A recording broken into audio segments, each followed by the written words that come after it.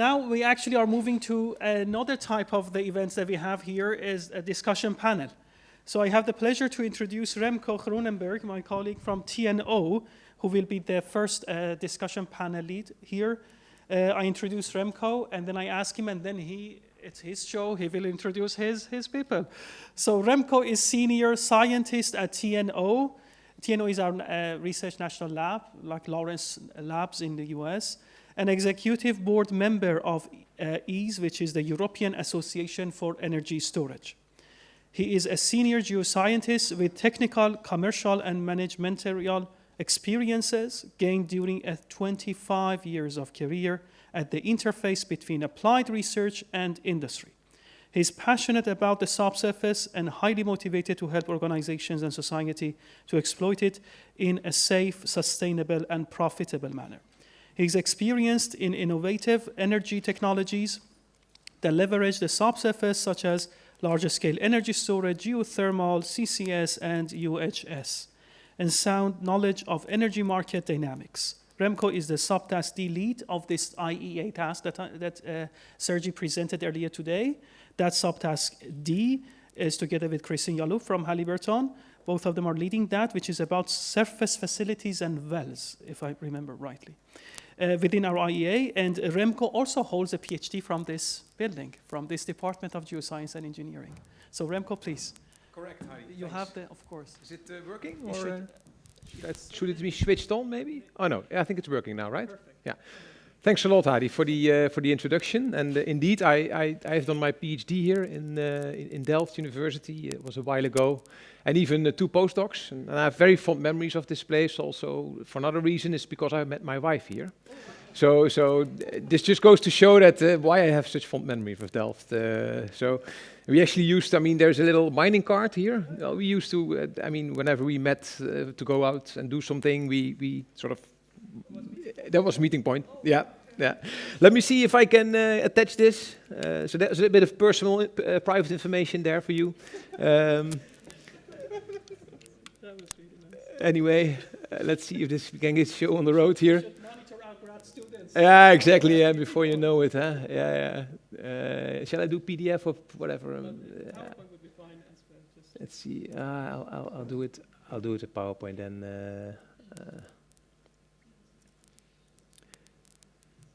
Once more, we are collecting all the questions raised also online and in person as well, so we keep all, and also Advan White was mentioning that we could also report on them back as well after the event as well.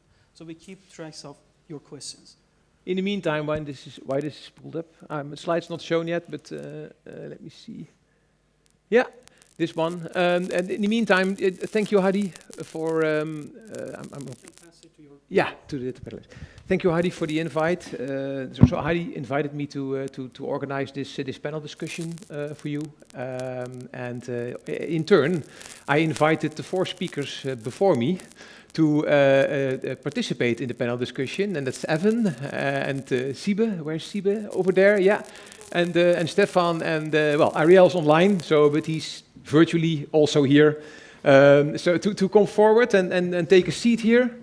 I think we even have a slide here that you can. It's a monitor here, so that you can also see what's shown on the slide there. Yeah. Have a seat, please, and maybe go ahead, yeah, and maybe you share this one between you, huh? So. I need one for the audience. Oh yeah, okay, that's fine. Then you share that between the 3 of you, yeah.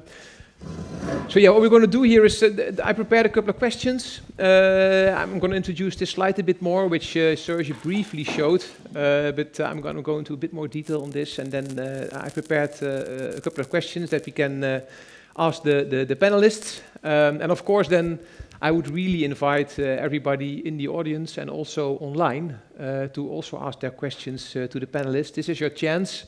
The talks often don't leave a lot of time for questions, although we had a couple, but I think this is the excellent opportunity to have even more interactivity as we had so far, to ask questions to our experts here. So maybe just to start with this slide here, which Serge and I were developing over the past weeks or months even. It's a organic thing, it keeps growing. So yeah, this is the TRL scale at the top here, from 1 to 2, basic principles and proof of concept, and then to TRL 9 is upscaling and competitive manufacturing. Of course, this is the way we monitor technical readiness of a technology. In the green colors here at the top, we see the TRL level progress of cavern storage. Of course, underground gas storage being natural gas, the reference here, top right. Of course, it's already operational and commercial for decades, right? And then indeed below that is pure hydrogen feedstock purposes. It was also shown and discussed before. So let's call it static storage, so you will.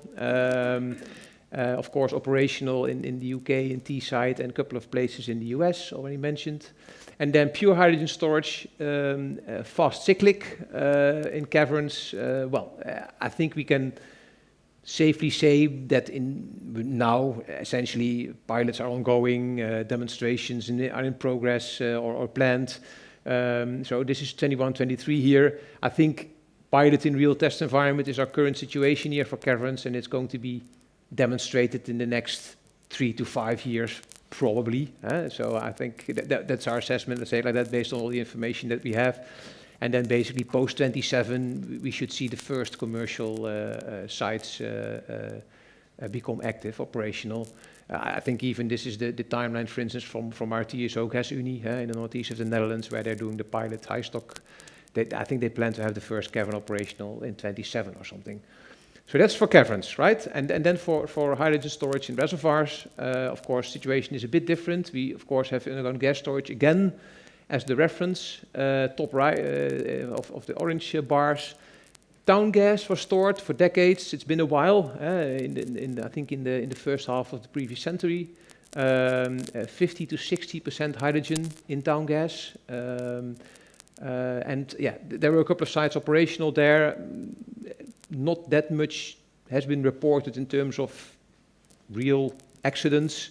Although, there were reports, I think Lobedice and Bijns, where some of the hydrogen was converted, either producing H2S or methane. On one side, it was clearly demonstrated microbial activity was the cause, the methanization in I think in Lobedice. But the other one in Bijns, it's a bit under discussion whether this was abiotic or biotic, the H2S. Of course, 10 to 20% hydrogen blends was just, of course, Stephan and Ariel talked about this. This is essentially also a pilot, basically in pilots was demonstrated. And then here for pure hydrogen seasonal at the bottom, if you look at TRL 5 to 6, pilot in real test environment, is essentially the Sun Storage 2030 project that's ongoing now. And then we think that TRL 7-8 will be reached between 28 and 35, if you just extrapolate. And then post 35, it should be ready for commercial operation. So this is just to sort of set the stage of this discussion, and also partly based also on what was just said by the speakers before me, and who are now here with us in the panel, and also everything that's currently ongoing in terms of pilots and demonstrations. Maybe to start with you, Evan. What do you think of the way this TRL scale is now shaped up? Is this something that you also recognize from the questions that you get from customers? Yes, it does recognize. I do recognize the actual natural sequence with which the logic is more or less introduced.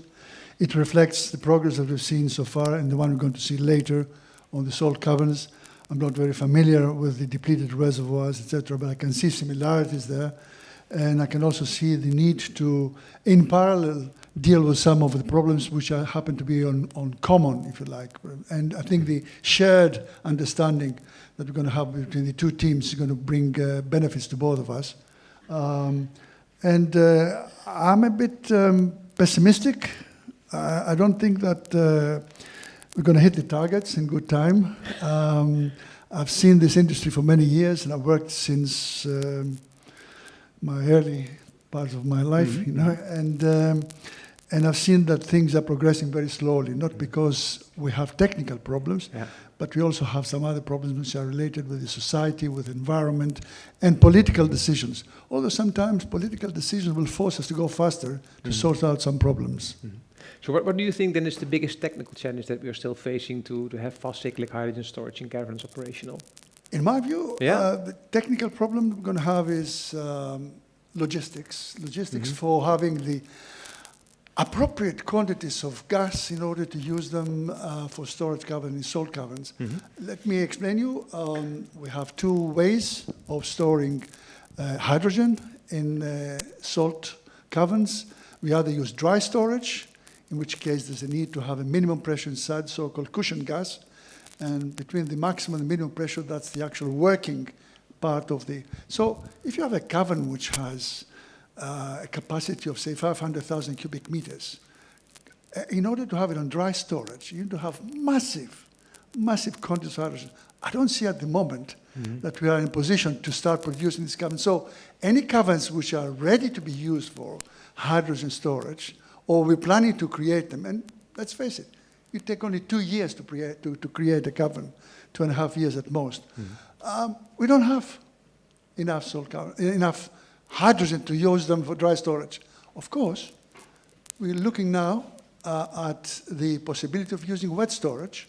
And at the moment, there's a practical experiment, as you probably know, that's going on in Etzel, in Germany, to use wet storage. But what it means then, you have to sacrifice one cavern to store the brine, to use it in the other cavern, which has the hydrogen.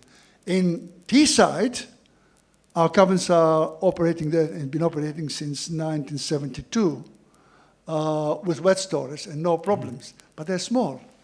So that's my problem. Logistics, quantity of hydrogen is not there. Yeah, clear. Thanks. Maybe going on to Siebe from NOBIAN. NOBIAN, of course, as you explained, essentially a provider of cavern space, right? So thinking about the step from demonstration to upscaling and competitive manufacturing, of course, that means that we would have to multiply the number of caverns for hydrogen storage. So what is the biggest technical challenge there? Yeah, from a technical point of view, I think it's just proving that all the links work together. So from a material perspective, from a cavern size perspective, and showing the audience and the environment that it works. Next to it is more, I think, also the social aspects of it. It's a very densely populated area in the Netherlands. So obviously we have to build trust with them. So making sure that what we do, that we deliver it and that we do it safe to be able to explore it further. Clear. And so of course, when you create caverns, you produce a lot of salt, right? Is there of course there's limits to processing the brine, right? So how do you see that develop in the next let's say decade, in terms of how many caverns could you build, for instance in the Netherlands? Just giving an indication. So. Yeah, it's we produce quite a lot of salt, so about 6 million tons a year over three sites. So it's the way how you divide the production per site, obviously. But the market for salt is very, very good and very stable. It goes into a lot of the base products we just saw. So it just goes with the economy. So the market for salt is good. The infra is there already. And if we can link the cavern to develop the cavern together with the salt market, I think that's a really strong position to be in. Yeah. So it shouldn't be a limit. We are pretty flexible in how to adjust it. Obviously, there's limits with infra, with the water we have available, the energy we use for salt production. But you need to look at quite broadly. But from a broad perspective, you can actually use brine to create a very good raw material. So I think that's a unique position to be into. Yeah, exactly, because you use it for chlorine production. And then of course sodium. What is it? Natonloog? Caustic soda. Caustic soda. Yeah, exactly. Yeah, we also produce hydrogen with it. So yeah, there's quite a bit of good raw materials that come from it. Yeah. So I understood also from being involved in the HyCHICO project that to get the supply chain going for hydrogen storage is a challenge. maybe, yeah, it takes time, let's say it like that. Is that something that you can comment on as well? Yes, it takes time, but I think there's a balance you can take. So we know storage is needed, so you can already start building the storage, and you don't have to per se wait on the hydrogen market to be fully developed. Yeah. So the market will continue to grow, but the storage need to continue to grow as well, and I think you can actually match that. We need to be on time, because as you see, the targets are ambitious. We have to deliver. I think it's very important for energy transition as a whole. So we have to continuously build that experience whilst you go as well. So in parallel, you need to develop the governance and provide the storage space, whilst you know that the market will develop, and you not sure how it will develop, but all the studies will show that you need a minimum base load of storage capacity. So I think everybody needs to be brave in what we do currently in the energy transition, so we need to commit to it as well. Yeah, yeah. Okay, thanks. Yeah, maybe going on to storage in reservoirs then. Stephan, a question for you also. Do you recognize this TRL progression as that we've depicted it? Is this something that you can support? Well, I don't know. Does this work? Yes. Yeah, I think okay. Working. Yeah. Regarding the gas field application of hydrogen storage, as you said, the timeline somehow represents our projects in that field. So our ongoing field test or under construction field test is pretty much in that line. We operate, or we plan to operate 2 full cycles until 2025. I hope we can continue to operate at that test facility to gain additional operational experience. On the other hand, my hope is a little bit that in that field test we already also get this operational environment and to somehow catch up a little bit towards the salt cavern.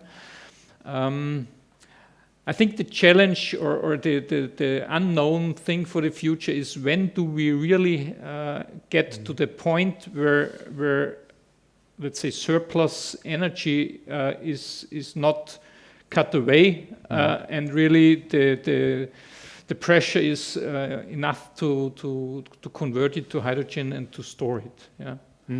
I don't know. Some people say it's about around 2030. It depends a little bit on how fast we can increase the generation by renewables. That's a big question for me. Okay, so basically you're saying of course it depends on market, on market conditions, right? And then at some point, I mean, of course we're curtailing energy at the moment, right? Sometimes, of course it's still manageable, although I hear quite high numbers already from Germany, for instance. But of course, in the future, this curtailment will only grow as our capacity is expanded for renewables, right? So at some point you're saying that we will not accept this level of curtailment anymore, because we can do better things with it, of course, like generating hydrogen from it. And even I guess then that's also the moment that the market would emerge. And hopefully we will be ready with our technology at that time. So if that matches, then it's perfect. Well, I guess that's maybe a push then, from the fact that curtailment is no longer desired. Let's say it like that.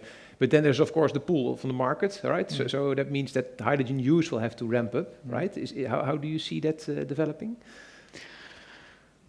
I don't know. I think that if you observe a little bit the hydrogen community, there are a lot of people telling, well, let's convert to hydrogen no matter what, and somehow cannibalize the renewable electricity system. And I think that's not the right way, because that's an inefficient way.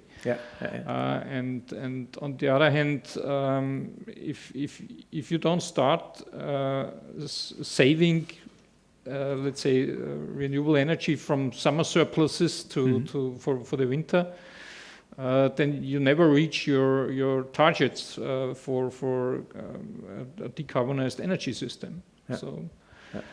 Maybe another route is coming in for the hydrogen import. So if that is ramping up, then we need storage anyway. Yeah, indeed. You could also argue that maybe we need above ground storage, especially in harbor areas. I think there is a place for liquid storage as well. That's right. Whether it be, well, depends a bit whether it be liquid hydrogen transport or ammonia, right? But anyway. So is Ariel still online? Okay, because we have on this. Oh, if you have are you still online? Question from online people. Go ahead. So First, actually following exactly the stream Yeah. from the salt caverns to reservoirs, someone is asking about whether we are focusing mainly at this moment on shallow reservoir or at the deep reservoirs. Which one comes now at the priority? Our reservoirs are at the depths between, let's say, 1,000 and 2,500 meters below surface, and that's the area where we operate. The test locations are reservoirs quite shallow, so around 1,000, 1,200 meters. Yeah, Ariel, maybe also the question to you. So how do you see this TRL advancement that we've depicted here? I mean, you were the first mover, I would say. So it was TRL 1-2 when you started your project, I would say. So how do you see this progressing? I think this time schedule is okay, it's feasible. I think there are three kind of issues we have to consider. The first one is technical, and I think we can cope with the technical issues. Maybe the main issues are related to materials and the design of the equipment we use, not only in the surface, but also at the subsurface level. The second point is the market and the hydrogen economy. For instance, here in Argentina, the natural gas is cheap, very cheap. Cheap means below $5 per millions of BTU, even now. And the third point, so that's why we are thinking of exporting hydrogen, green hydrogen. And the third point is related to policies and regulations. There are a lack of regulations here in Argentina, and I think it's very important to work together at the global level. And that's why I think it's a very, very good idea, this kind of events like this summer school, because we need knowledge for the future. But I think this time schedule is okay. I think the planet needs this kind of speed for the hydrogen development. Good, thanks. Yeah. So are there any questions online? Or? We have questions online. Yeah, go ahead. One actually is about efficiency and about how much loss in terms of percent we could expect to have when we store hydrogen in salt caverns or porous rocks. Would we be able to get 100% out, or we are going to lose and accept those kind of loss? Yeah, for salt caverns, it's, you need to have your cushion gas. So there's a volume that you have to put in that needs to act as a minimum pressure to be able to ensure the integrity of a cavern. And there's a maximum, like my neighbor explained on this slide. So there's a working pressure that you have left that you can use. So it's not maybe per se the optimum way, but I think what would be useful to investigate in the future if you can use a different type of cushion gas. I don't know if it's looked at already. I would be quite interested in it, but where you can actually ensure that the minimum pressure is created by a gas that doesn't interact with hydrogen. Probably a very complicated question, but that would utilize your cavern usage to about 100% if you can do that. Huh? So I think that would be a very interesting question if we can have that solved. In the long term, when we're ready to really finish with the cavern, we get the entire thing out. So there's no problem. So you don't lose any kind of hydrogen when it's stored in a natural gas, in a salt cavern. There'll be a small percentage, which is inevitable, which is trapped. The roof of the caverns are very rarely nice and smooth, like church domes or minarets, or if you like, any kind of nice geometrical shape. So inevitably, a small percentage will be trapped there. Other than that, majority of the hydrogen is really recoverable. Stephan? Yeah, Mm. yeah. Yeah, for depleted reservoirs, I would assume that depleted reservoirs are technically tight. So nature has proven tightness over millions of years. Otherwise, we wouldn't have found natural gas in there. In terms of hydrogen, of course, you have those mixing effects with natural gas still remaining in the reservoir. But I wouldn't see this as a loss in energy, because then you get methane out. It's useful. Yeah. Actually, on the same point, Remco, if this is you're the boss. So, but we have another question, and that's another parallel line to what you showed. It's about biomethanation. Where are we with that? And do you think there will be a future for that also? Because that would be also an attractive utilization of subsurface. Yeah, we still have our projects on biomethanation or geomethanation. It works. We have several proofs or lines of evidence that it works in terms of shifts in microbial consortia, in terms of decline in hydrogen and CO2 and increase in methane. The challenge still is to put this into a commercial feasible process. Yeah, and that's not the case yet. Yeah, we have our projects running. We will see how we can improve it. It's not ready for a market yet. Maybe on hydrogen loss, so that's, I mean, of course, from the subsurface perspective, there is mixing. We expect that there's very little loss in the subsurface. Of course, it can, I mean, reactivity in the subsurface is something that could happen, of course. And the conversion you also mentioned, but above ground, I mean, it depends a bit on how we're going to use the hydrogen. If we accept that hydrogen and methane is mixed, right, and you can use the mix, then there is not really a loss. But of course, if you have to separate it again, then the separation process also constitutes a certain amount of loss. Because to get 100% hydrogen purity from a purifier, you always also lose some hydrogen, and it's often a bit overlooked. And economically, this can be quite a costly loss, let's say it like that, especially if you cannot use the waste stream. Anyway, okay. Any questions in the audience, perhaps? Yeah, Chris. Ooh.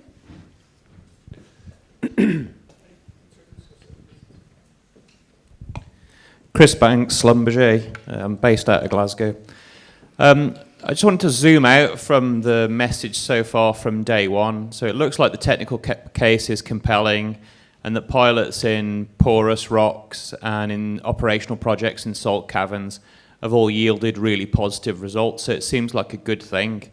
So how much does the panel agree that the message from day one, if you like, is that there are no major technical showstoppers for hydrogen storage in the subsurface? So I think this goes also with one of your questions, if I remember right, which essentially says, is there any knowledge that needs to be addressed? Earlier today, I've mentioned that when we come to the actual design and operation of the caverns, there's a number of criteria that need to be satisfied. Most of these criteria are essentially related to the structural response of the cavern. I mentioned two specific criteria. One was for the maximum pressure, one was for the minimum pressure. And these criteria have been established from analysis, but more importantly from practical understanding that we accumulated over the years using natural gas storage. My question is, can we comfortably use the same criteria with the caverns which are going to be stored this time, used for storage of hydrogen. And this is a gap which I'm not certain that it's filled at the moment. There's still a need to literally move and have proper transition from experience gained from CH4 to H2. There's a gap there. We will start by perhaps playing on the safe side and be stricter in the implementation of these two criteria. One was, if you remember, was concerned with the maximum pressure and how it had to be balanced against the confinement that we have from the lateral stresses. And the other one was from the displacement that the salt will suffer as a result of the low pressure that we're using. At the moment, I'm not happy to immediately go ahead and say, right, we'll use the same criteria. I have to play on the safe side. And I hope that as the year progressing, the next generation, not me, I'm too old to see that, at the end of it, you'll be able to refine it and fill the gap and improve specific criteria for hydrogen. Yeah, I fully agree. What we use now is the basis is in the underground gas storage, but you have to make it suitable and specific for hydrogen. So a conservative approach is the way to go, just to prove to ourselves and the surroundings as well, society, is that it can be safe. On the other hand, there are still both two gases. So we should also look at what can we reuse from the current design. And there are many underground gas storages that are really safe and are well operated. So I think we should be critical on the elements that we need to adjust specifically to hydrogen, but also think widely enough and use the knowledge we have from underground gas storages in salt caverns. Thank you. Yeah, for depleted reservoirs, I mean, talking about surface equipment, for instance, it's no problem to specify all the equipment you need and to get it on the market. That's not really a problem. What we still need is operational experience, behavior of hydrogen in the reservoir itself. For the time being, we haven't seen a showstopper yet from lab experiments, from our experiments with up to 20% of hydrogen. We are confident that it will work, but of course it's too early to really put my hand in the fire and say, yeah, no problem.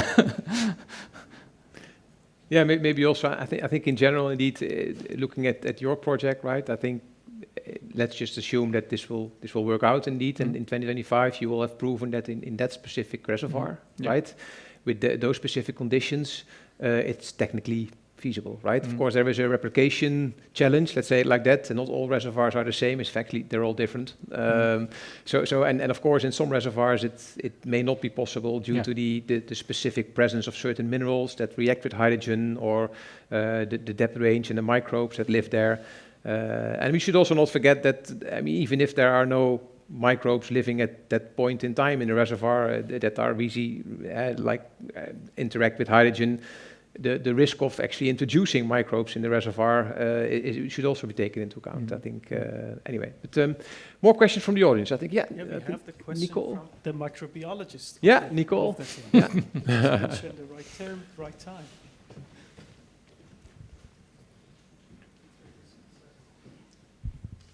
Thank you. So my name is Nicole Dopfel from North. I actually wanted to ask a non-microbiology question. Directed to Stephan and maybe Ariel, so the operators of the gas fields, because it was also something I was discussing during the coffee break. Another topic many of us are working is CO2 storage. So what will be then for the operators, like the decision when we see, okay, hydrogen storage is feasible, but there's also CO2 storage, which is wanted and pushed a lot. So then how do you actually, where will be the decision criteria to say we have these storages, which of them going to CO2 storage, which of them going to hydrogen storage? So there will be a competition. How are you going to deal with that? I don't really see a competition, to be honest, in our case, yeah, because talking about CO2 storage in the meaning of disposal or let's say CCS, it's a one-time use of a reservoir, and the reservoirs we have in Austria, I think they are too valuable to just put CO2 in, plug it, and forget it. That's not really a business case in Austria. So where you really have plenty of reservoirs and don't know what to use them for, okay, then do CCS, but not in our case. Thank you. I think we have to end it here, right? Yeah. It's already the 30 minutes are up. So let's thank all the panelists and Remco. Thank you, Evan and Siebe and Stephan and Ariel.